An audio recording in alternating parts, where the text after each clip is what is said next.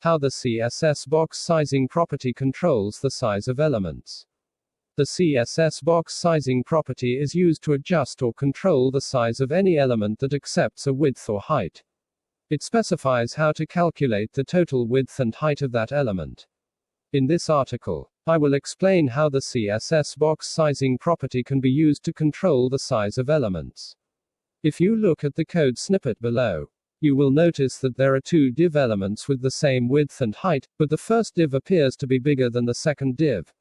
That's pretty strange, right? Because why would anyone assign the same width and height to two div elements unless they ideally wanted those elements to be the same? This means that whenever you add padding or border to the element, the size of an element will appear bigger than the size originally assigned to it. This is because the content of that element includes the width and height properties but does not include the padding or border property. As seen in the code snippet, CSS adds the padding and border to the width and height already specified. It displays the total value as the size of the element, thereby ignoring the actual size you assigned to the div. Using the same code, let's add the box sizing property and set it to border box and see if we can actually control the size. This is the default behavior of the box sizing property. Content box doesn't take into account the width and height specified for an element. That is, if you set an element's width to 200 pixels, then set the border to 8 pixels and the padding to 20 pixels. The size of the border and padding will be added to the final rendered width.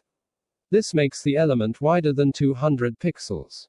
As seen in the code snippet above, the size of this div element has automatically increased to 256 px even when it was originally set to 200 px.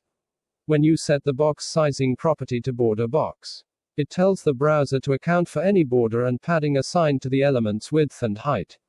That is, if you set an element's width to 200 pixels, that 200 pixels will include any border or padding you add. And the content box will shrink to absorb that extra width. As seen in the code snippet above, the size of this div element has automatically reduced to 144 px even when it was originally set to 200 px. Let's merge both code snippets and see exactly how the box will look with content box and border box. With the CSS box sizing property, you have the ability to set how the size of elements in your code are calculated. According to the MDN, it is often useful to set box sizing to border box when you're laying out elements. This makes dealing with the sizes of elements much easier, and generally eliminates a number of pitfalls you can stumble on while laying out your content. On the other hand, when you're using position, relative or position, absolute, using box sizing, content box allows the positioning values to be relative to the content, and independent of changes to border and padding sizes. Sometimes you might want this.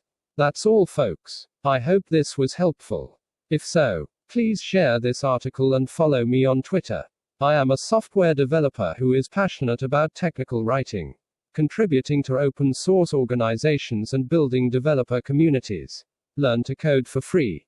FreeCodeCamp's open source curriculum has helped more than 40,000 people get jobs as text source. freecodecamp.org